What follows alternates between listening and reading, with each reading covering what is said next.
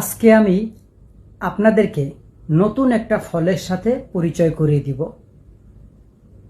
এই যে দেখেন, চিনেন এটা কি ফল?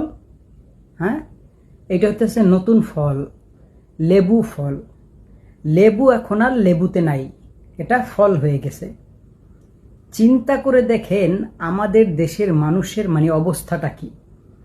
রামাদান মাস, মানুষ যদি লেবু দিয়ে একটু আপনার শরবত বানিয়ে খায়, মানুষের আপনার রোজা রেখে সারাদিন একটু ক্লান্তিটা কাটবে, একটু ভালো লাগবে। এটা নিয়েও শুরু হয়ে গেল।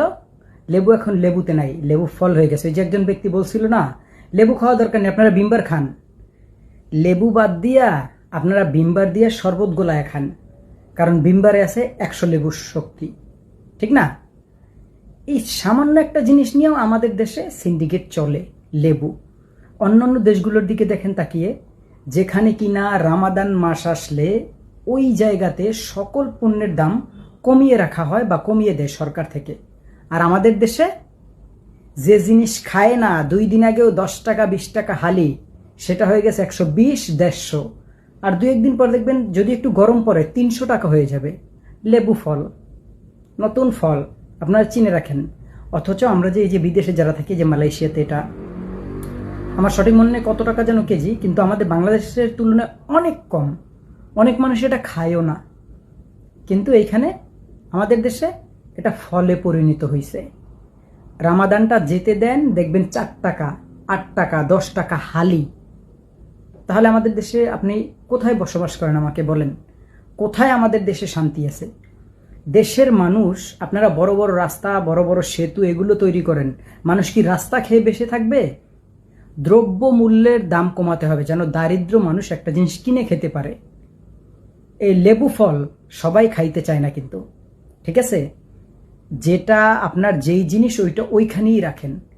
লেবু ফলে দরকার নেই আমাদের, যেন দুবেলা দুমুঠো মানুষ ভালোভাবে খেয়ে বেঁচে থাকতে পারে। আর রামাদানে দুর্নীতি বাদ দিয়ে ভালো কিছু করুন, এটা ইবাদতের মাস। আল্লাহ তাআলা বলছে, রামাদান মাস যার কপালে আছে, যার ভাগ্যে ছিল, সে তার গুনাহ মাফ করাইতে পারে নাই, তার মতন কপাল খারাপ, ভাগ্য খারাপ মানুষ আর পৃথিবীতে নাই। যাই হোক, আপনারা কমেন্টে জানিয়ে যাবেন আপনারা সবাই চিনেন কিনা এই ফলটাকে, লেবু ফল। আজকে তো লেবু ফল বলা হয় এটাকে, কিছুদিন পরে দেখবেন এটাকে আপনার এর পরের রমজান বা এর পরের রমজান, তখন দেখবেন যে এটা স্বর্ণের দামে পরিণত হয়েছে। যদি এটা নিয়ে আপনারা এখনো কথা না তুলেন, তাহলে এভাবেই হবে। দেশকে কন্ট্রোল করতে হবে, দেশ কন্ট্রোল করার দায়িত্ব আমাদের নিজেদের। সরকার কি করছে না করছে ওইটা দেখে লাভ নেই, কারণ আমাদের দেশের কোন সরকার ভালো আর কে খারাপ সবই দেখছেন। আপনার দেশ স্বাধীন হওয়ার 54 বছরে কে কি করছে দেশের জন্য দেখছেন। মালয়েশিয়ার মতন দেশ আমাদের পরে স্বাধীন হয়েছে, তারা উন্নত হয়ে গেছে। আর আমরা এত আগে স্বাধীন করার পরেও আমরা এখনো অবনতি। বুঝতে পারছেন? তো আপাতত আপনারা এই লেবু ফল এটাই খেয়ে থাকেন, কারণ আমাদের দেশে কোনোদিন পরিবর্তন আসবে না। আমরাই চাই না, আমরা কুত্তার জাতি, আমরা নিজেরাই চাই না, আমরা ভালো কিছু চাই না। আমরা এক কাপ চা খেলে ভুলে যাই যে কে কি করছিল।